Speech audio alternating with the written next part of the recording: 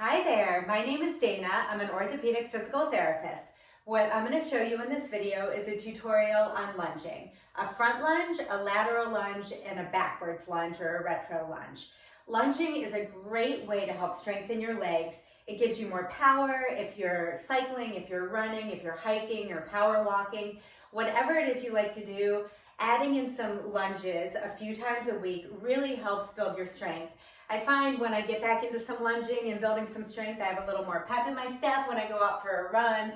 It even helps support your joints. It helps your feet, your knees, your hips, your low back, to have that muscular support around your joints when you're pounding, running, or power walking, whatever it is that you enjoy doing. In the videos following this, I'm going to have 3 separate ones. One for beginners, one at more intermediate level, and one at more advanced level. Just a series of a quick workout that incorporates lunging, and it's a great complement for other things that you want to do, especially walking or running outside. That being said, if anything causes you any discomfort while you're doing this in any of your joints, stop doing it immediately, and please seek help from a physical therapist or a doctor to help you work through whatever that may be. All right, so we're going to start with a front lunge. I'm putting my hands on my hips so you can see the alignment of my pelvis. We do not want your pelvis to shift side to side as you do this. In a front lunge, it's actually a pretty big step forward. You're going to step forward further than you think you should. And when you do that, you're going to keep your shoulders over your hips and then lower straight down to the ground. Ooh, goodness. Sorry, lost my balance there. But from here, you're going to go right down. See, I'm not leaning side to side, and I'm not letting my chest transition forward.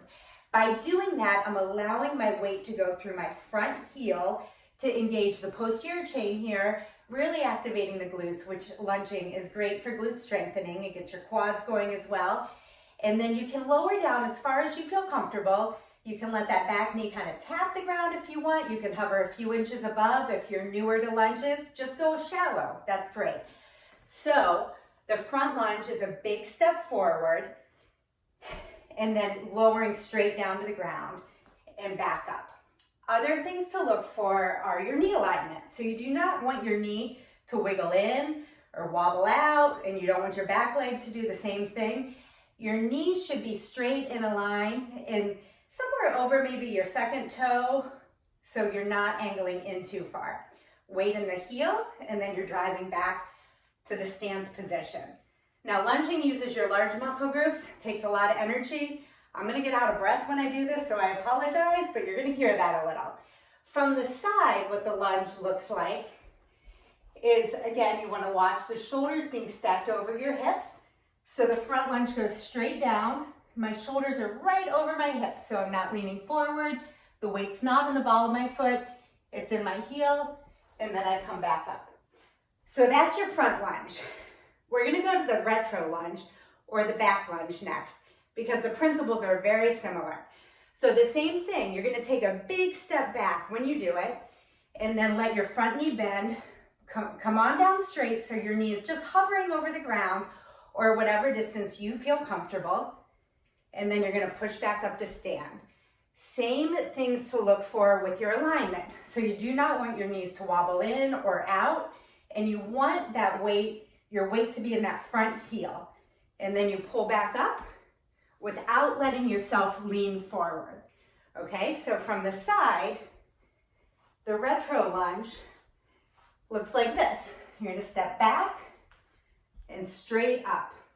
Hips, or shoulders over your hips, weight in that front heel, my front knee's nice and stable, and I'm pushing back up to stand. You can put your arms to the side for balance, in front of you, whatever you feel comfortable doing with your arms is just fine. So that's your front lunge, your retro lunge, and then for the lateral lunge, we also want to work lateral stability of your hips and your legs. When you're walking or running, we do a lot on one leg, so you want to make sure you're not wobbling side to side. And lateral lunging helps with that. So I'm going to take a big step to the side, and I'm going to sit back like I'm sitting, kind of hovering over a chair. My weight is going through my back heel. I'm not collapsing forward. So I'm keeping my back flat and I'm sticking my butt out behind me. And then I'm gonna press back to center. When I press back to center, I'm using both legs. I'm using my abductors on this side and my adductors and my adductors on this side to pull me back up. So a big step to the side, and again, I'm letting my knee track or stay in alignment over about my second toe. So the knee's not collapsing in, it's not angling out too far. My weight's still in my heel, and I'm pulling back up. So it looks like this. And from the side, again, the back stays flat, and I'm taking a big step, and I'm pulling back up. So that's a little tutorial for how to properly lunge. Now I suggest you go ahead and try one of the upcoming videos, either beginner, intermediate, or more advanced level, for a nice little workout incorporating the lunges. Thanks for joining me. Have fun on your runs.